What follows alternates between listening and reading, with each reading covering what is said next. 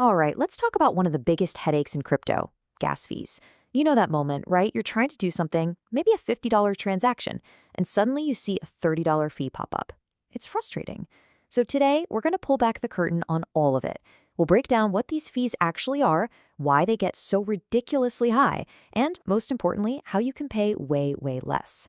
Let's get into it. I'm willing to bet you've been there. You're all set to make a move, you click the button, and bam!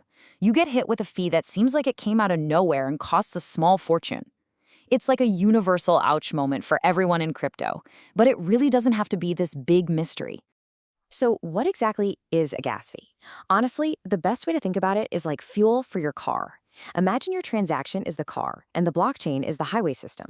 The gas fee is literally the fuel you have to pay for to get your transaction from point A to point B. Without it, the whole network would just grind to a halt. So, how do they come up with that final price?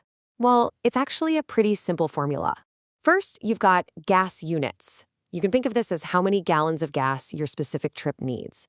Then, you've got the gas price, which is the price you're willing to pay per gallon. You just multiply those two together, and that's your total fee. It's really that straightforward. Okay, but why do we even have to pay in the first place? Well, these fees cover the real-world costs of running the computers and storing the data. But honestly, the most important job they have is securing the network. By making every single transaction cost something, it becomes way too expensive for a bad actor to try and flood the network with junk. You could almost say gas fees are like the blockchain's immune system. And this is the million-dollar question. If it's just a simple formula, why does the price swing so wildly? One minute it's cheap, the next it's through the roof. It really comes down to two main things: how complicated your transaction is, and just how busy the network is at that exact moment. First up, not all transactions are created equal. On the left, a simple transfer, just sending some crypto to a friend. That's like a small car making a quick trip to the store. It uses a standard low amount of fuel, right around 21,000 gas units. But on the right, something complex, like minting a new NFT, well, that's like a giant semi-truck hauling a heavy load across the country.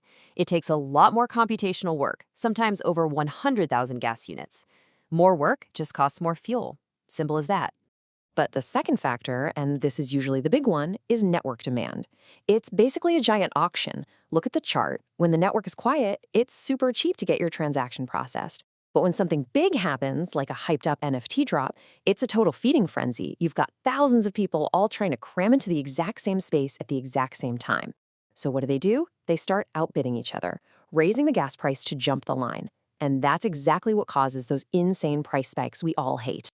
Okay. So now we get the why, but let's get to the good stuff. How do you actually take back control and lower these costs?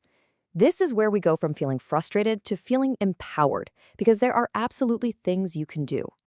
So let's get tactical. There are really three main ways to consistently lower your gas fees. The first is all about timing, choosing when you click that button. The second is about location, choosing where you do your transaction, but using different networks. And the third is just about being more efficient with how you do things. Let's break each one down. First up, timing.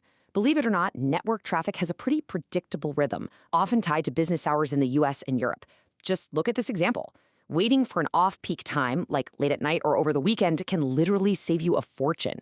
You can use tools like the Etherscan gas tracker to see when the network is quiet and pounce when the price is low.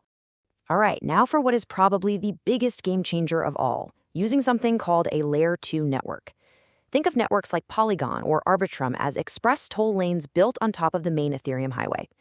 Instead of every single car stopping to pay a huge toll, the express lane bundles thousands of cars together, processes them all at once for super cheap, and then just pays one final tiny toll to the main highway. It's this bundling that makes them so incredibly fast and cheap, all while still being secured by Ethereum. And I mean, just look at this table. The difference is staggering. A transaction that could easily cost you $50 or more on Ethereum's main network costs less than a penny on a layer 2 like Polygon. We're not talking about small savings here.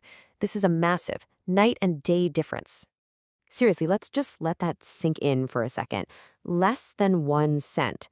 This isn't just about saving a few bucks on a trade. This completely changes what's even possible on a blockchain. Think about things like blockchain games where you might have dozens of little interactions. On the main network, that's just impossible. It would cost a fortune. But on a layer 2, it's basically free. This is why all the exciting new stuff is being built on these networks. So the takeaway here is simple. If the app you want to use is available on a layer 2, use it there, period. And this huge drop in cost, it's really just the beginning. So what does the future look like? Are we just stuck worrying about gas fees forever? Well, the good news is there is a ton of work being done right now with the specific goal of making high fees a thing of the past. We're on a pretty clear path here. It started with huge upgrades to Ethereum itself, like the merge, which made the whole network way more efficient.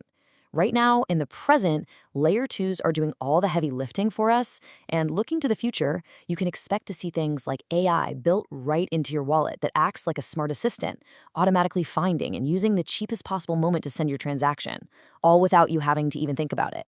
So the big takeaway from all this should really be one of optimism. For a long time, high gas fees felt like this giant wall keeping people out. But that wall is coming down.